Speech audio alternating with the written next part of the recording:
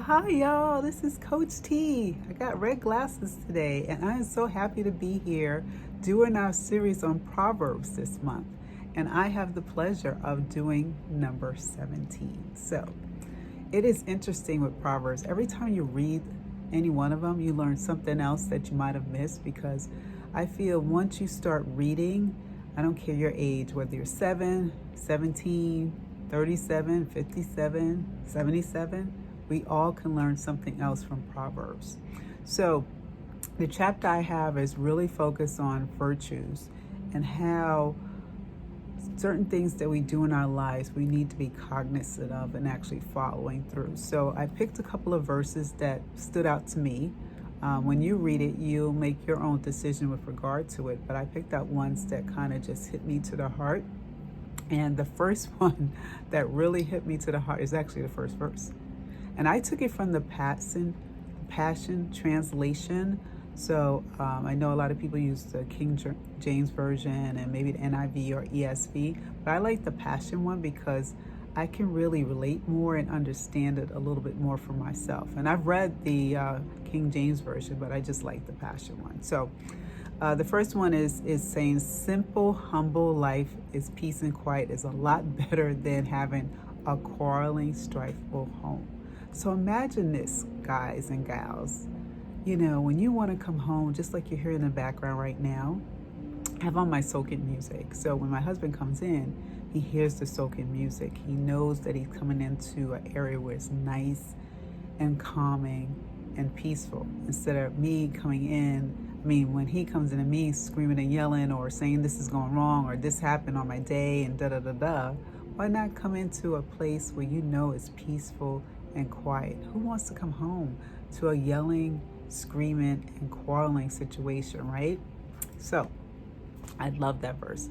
The other verse I like is number 14. It says something similar to this. Don't be quick to quarrel because arguments are hard to stop. You ever notice that? It's almost like rolling over a ball of an avalanche. You know, the snow comes down and it just keeps going and it becomes in a big ball because you never know when it's going to stop or when it's going to end.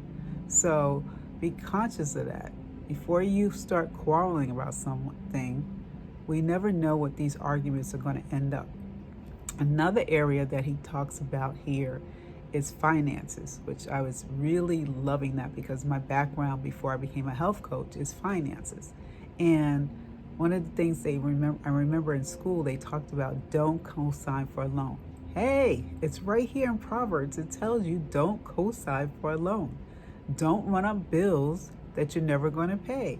And let me tell you, in college, when I got a college opportunity to have my first credit card was for $500.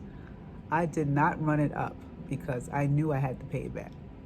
Unfortunately, a lot of the other college kids didn't do that. They kept running up the bill. Now, it also talks about how when you pay tuition for a fool, they won't ever get wise. So in other words, don't be putting your money out for them to get educated if they have no intention of using it in the best way possible, meaning not necessarily not going into that area that they want to, but maybe they're just foolish about it in terms that they really didn't want to go to school and you're paying money for them not to succeed in it, right? So that's a good one.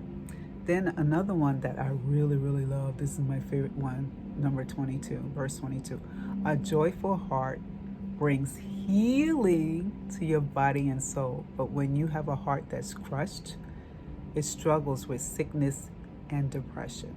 So in other words, when you're happy and you're joyful and you really feel good about yourself, that you're doing all the things you need to do to be healthy, your body represents that. When we're getting more stress, more pain and pressure, and you're feeling struggle and juggling in life, that's when sickness comes upon us. That's what that one is saying. And the last one, I said, boy, oh boy, my mama must have got this one. It says, can you just shut your mouth? Especially when the enemy is causing strife and provoking you to say things you shouldn't be saying. You want to look wise and smart, and you want to stay calm and collected. Now, this is what my mother used to say, God bless her soul. She used to say to us, 3 girls, when you have nothing good to say to a person, keep your mouth shut. stay quiet. And I learned that. So that's the last thing I want to share with you. And thank you for the opportunity of sharing my thoughts with regard to Proverbs 17.